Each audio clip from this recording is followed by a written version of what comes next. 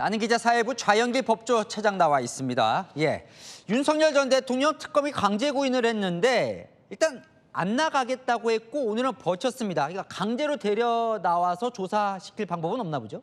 네, 결론부터 말씀드리자면 윤석열 전 대통령이 버틴다면 특검에게는 마땅한 방법이 없습니다. 특검은 앞서 오늘 오후 2시까지 조사받으러 나오지 않으면 강제 구인하겠다고 예고를 했습니다. 이 강제 구인이라는 것이 특검 관계자가 윤 전 대통령을 직접 데려오는 게 아니라 구치소 교도관에게 특검에 출석시켜달라 이렇게 지휘를 하는 방식입니다.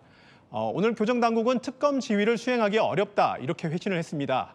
전직 대통령인 점을 고려할 때 강제 물리력을 동원하기 어려웠다 이렇게 설명하고 있습니다. 그러니까 전직 대통령이라 강제로 끌어내지 않겠다는 건데 그럼 뭐 좀 특혜라고 봐도 되는 거예요? 어때요? 네, 일반 수용자들도 구속 이후에 검찰 소환에 불응하는 경우가 종종 있습니다. 이 경우에도 물리력을 써서 강제로 끌고 나오는 방법을 쓰지는 못합니다.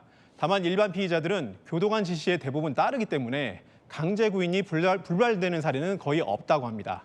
내란 특검은 내일 오후 2시까지 다시 이제 시도를 하겠다고 해요. 만약에 윤 전 대통령이 나와서 아무 말 안 하면 어떻게 됩니까? 그건? 네, 일단 특검은 윤 전 대통령 대면 조사는 반드시 하겠다는 입장입니다. 과거 박근혜 전 대통령도 구속 당시 검찰 소환에 불응한 적이 있습니다. 이때는 수사팀이 구치소에서 방문 조사를 했었는데 하지만 내란 특검은 방문 조사는 없다 이렇게 못을 박았습니다.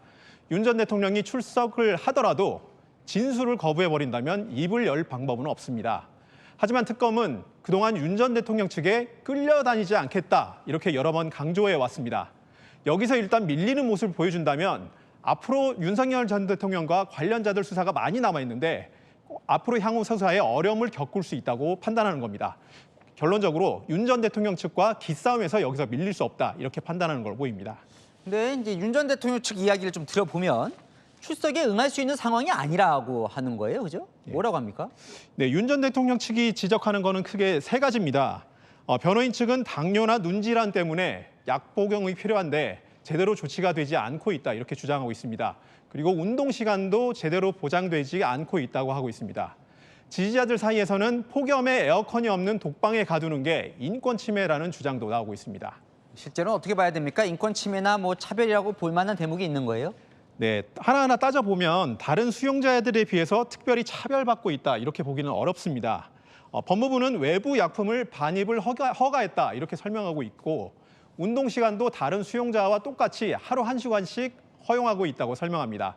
다만 윤 전 대통령에겐 다른 수용자들과 분리시켜서 운동 시간을 주고 있다는 점이 차별점인데 서울구치소 원형운동장은 여러 개의 격벽이 있기 때문에 수용자들을 분리시킬 수 있습니다.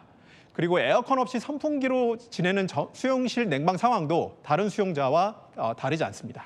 그럼 오늘 소환을 거부하고 윤 전 대통령은 구치소 안에서 뭘 했을까요? 알 수 있습니까? 네, 윤 전 대통령은 오늘 하루 일과 대부분을 변호인 접견에 썼습니다. 가족이나 지인이 찾아가는 일반 접견은 보통 한 번에 30분씩 시간 제한이 있습니다.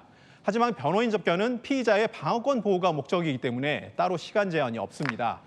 윤 전 대통령 입장에선 변호인과 사건 대응을 논의해야 된다면서 특검 소환에 응하지 않는 명분을 갖는 효과가 있습니다.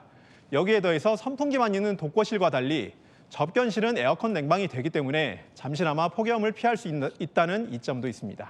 네, 좌영길 차장은 잠시 후에 또 좀 이야기 나눠보겠습니다.